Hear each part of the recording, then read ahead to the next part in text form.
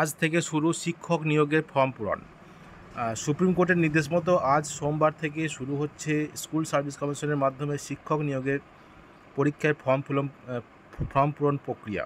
বিকেল 5টা থেকে কমিশনের ওয়েবসাইটের মাধ্যমে অনলাইনে ফর্ম পূরণ করতে পারবেন চাকরি প্রার্থীরা। এই প্রক্রিয়া চলবে 14ই জুলাই পর্যন্ত বিকেল 5টা পর্যন্ত।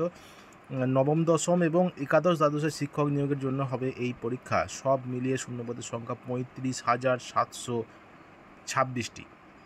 তার মধ্যে নবম দশমের শূন্যপদের সংখ্যা 23,212টি এবং একাদশ দ্বাদশের সংখ্যা হলো 12,514টি। আগেই এই পরীক্ষা নিয়ে কমিশনের পক্ষ থেকে বিজ্ঞপ্তি ও নতুন নিয়োগ বিধি প্রকাশ করা হয়।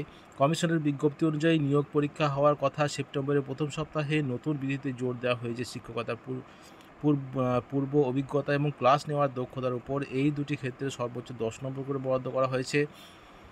এতদিন যারা কর্মরত ছিলেন এবং সুপ্রিম কোর্টের রায়ে চাকরি হারিয়েছেন সেই যোগ্য শিক্ষকরা এই দুটি ক্ষেত্রে সুবিধা পাবেন বলেই মনে করছেন অভিজ্ঞ মহল।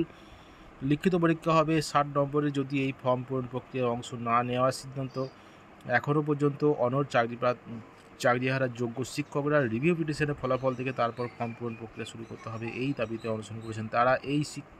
এই শিক্ষকদের পক্ষে মেহবুব মণ্ডল বলেন যে সোমবার থেকে কমিশনের আবেদন গ্রহণ প্রক্রিয়া শুরু হলেও আমাদের কেউ আবেদন করবেন না।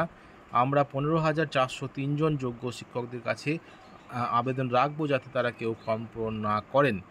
সোমবার ফের আমাদের দাবি জানিয়ে শিক্ষামন্ত্রী ব্রাত্য বসুকে চিঠি দেওয়া হবে।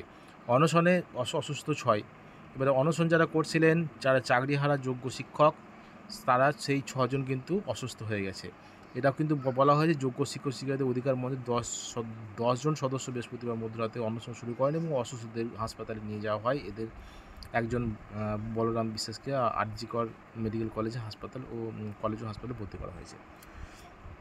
তো এই আবেদন প্রক্রিয়া কিন্তু আজ বিকেল 5টা থেকে শুরু হচ্ছে। আগামী 14ই জুলাই বিকেল 5টা পর্যন্ত কিন্তু এই আবেদন প্রক্রিয়া চলবে এবং তারপরে কিন্তু নতুন পরীক্ষা হবে। আগামী সেপ্টেম্বর মাস নাগাদ কিন্তু এই পরীক্ষা হওয়ার সম্ভাবনা আছে।